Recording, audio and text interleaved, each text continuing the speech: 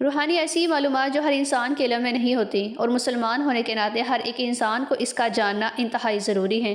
یہ روحانی معلومات سن لیجئے اور کمنٹ کر کے لازمی بتائیں کہ ان میں سے کون سی ایسی روحانی معلومات ہیں جن کا آپ کو پہلے سے علم تھا، اور کون سی ایسی روحانی معلومات ہیں جو آپ اپنی زندگی میں کر رہے ہیں۔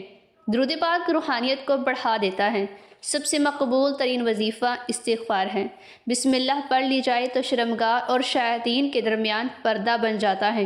ایک انار کھانے سے دل 40 دن تک منور رہتا ہے۔ باوضو رہنے سے رزق اور عمر میں اضافہ رہتا ہے۔ ہر جمعہ صدقہ کرنے سے ماں باپ عذاب قبر سے محفوظ رہتے ہیں۔ 40 دن دنیا سے اگر کوئی انسان بے رغبتی کر لیتا ہے تو پھر وہ انسان کرامات کو دیکھنے لگتا ہے، یعنی کہ کرامات ایجاد ہونے لگتی ہیں۔ جس گھر میں محمد نام کا بچہ ہوتا ہے اس گھر میں خیر و برکت رہتی ہے۔ کھانے کے بعد برتنوں کو انگلیوں سے صاف کرنے سے رزق اور زیادہ بڑھتا ہے۔ جو کعبے کی طرف منہ کر کے تھوکتا ہے، قیامت کے دن وہ تھوک اس کی آنکھوں کے درمیان ملا ہوتا ہے۔ کھانے کے ٹیبل سے گھرے ہوئے ذرات، یعنی کہ جو بچے کچے کھانے کے ذرے ہوتے ہیں، ان کو کوئی بھی شخص کھا لیتا ہے تو وہ کبھی بھی جنون اور جذام کی بیماری میں مبتلا نہیں ہوتا۔ جمعے کے دن ناخن کاٹنے سے بیماریوں سے شفا مل جاتی ہے۔ جو شخص حضرت نوح علیہ السلام پر 3 بار درود السلام بھیجتا ہے اس کو سانپ اور بچھو نہیں کاٹتا۔ زیتون کے تیل سے اور کوئی انسان اپنے جسم پر مالش کر لیتا ہے تو 40 دن تک شیطان اس سے دور ہی بھاگتا رہتا ہے۔ ہر مہینے کے پہلے 3 دن شہد چاٹنے سے، یعنی کہ کھا لینے سے انسان بڑی سے بڑی تکالیف سے محفوظ ہو جاتا ہے۔ جو انسان نہار منہ عجوہ کھجور مدینے کی کھاتا ہے اس پر جادو کبھی بھی اثر نہیں کرتا۔ جو چیز بھی انسان یقین کامل کے ساتھ اللہ پاک کے سپرد کر دیتا ہے وہ کبھی بھی چیز چوری نہیں ہوتی۔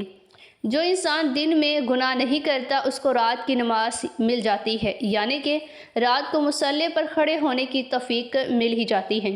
جو دن کو گناہ کرتا رہتا ہے وہ تہجد تک نہیں آ سکتا۔ اگر پاؤں آپ کے سن ہو جائیں درود پاک پڑھنا شروع کر دیجیے، آپ کا پاؤں جو سن ہوگا وہ فوراً سے رک جائے گا۔ سنت نبوی صلی اللہ علیہ وآلہ وسلم کے طریقے پر سونے والا کبھی بھی ہارٹ اٹیک کا شکار نہیں ہوتا۔ زنا ایک قرض ہے جس کی ادائیگی انسان کو ہر حال میں کرنی پڑتی ہے۔ جو انسان سچے دل سے شہادت کی موت مانگتا رہتا ہے اللہ پاک اس کو شہادت کی موت نصیب فرماتا ہے، چاہے وہ بستر پر ہی کیوں نہ مر جائے۔ بھولی ہوئی کس چیز کو آپ یاد کرنا چاہتے ہیں تو اسی وقت درود پاک کو پڑھنا شروع کر دیں۔ بھولی ہوئی کوئی بھی چیز ہو تو وہ یاد آ جاتی ہے۔ تھوڑی سی پریشانی انسان کو آ جاتی ہے تو اس کی عبادت کا نظام بگڑ جاتا ہے۔ سوچئے کیا یہی ایمان اور امن کا تقاضا ہے؟ ہمیشہ یاد رکھیں ہم ان باتوں کو بھلا نہیں سکتے جب تک اللہ پاک کی عبادت بندگی کے لیے خود کو مٹا نہ دیں۔ کہیں ایسا نہ ہو کہ اللہ پاک کی رضا حاصل کیے بغیر ہمارے جسم سے روح کا رشتہ ختم ہو جائے اور بے سرمایہ ہم کو اللہ پاک کی بارگاہ میں حاضر ہونا پڑے، پھر وہاں ہم اللہ پاک کی ناراضگی کو بھلا نہیں سکتے، یعنی کہ اللہ پاک کی وہاں ناراضگی کا ہمیں سامنا کرنا ہوگا اور وہ ہم سہ نہیں سکتے۔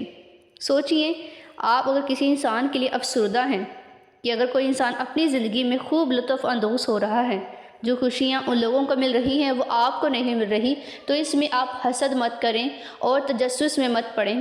ہمیشہ یاد رکھیں کہ آپ کو وہ غم بھی نہیں ملے جو ان لوگوں کو ملے ہیں، تو اس لیے ہر حال میں شکر کا جو دامن ہے وہ تھام کر رکھیں۔ غلطیاں تم کو عقل مند بناتی ہیں اور مقصد تم کو مضبوط۔ زیادہ مال و دولت جمع نہ کرو کیونکہ بعض اوقات یہی فتنے کا باعث بن جاتی ہیں۔ دولت کو ہمیشہ چوری کا خطرہ رہتا ہے مگر علم کو نہیں، کیونکہ علم تمہاری حفاظت کرتا ہے اور مال و دولت کی تم کو حفاظت کرنی پڑتی ہے۔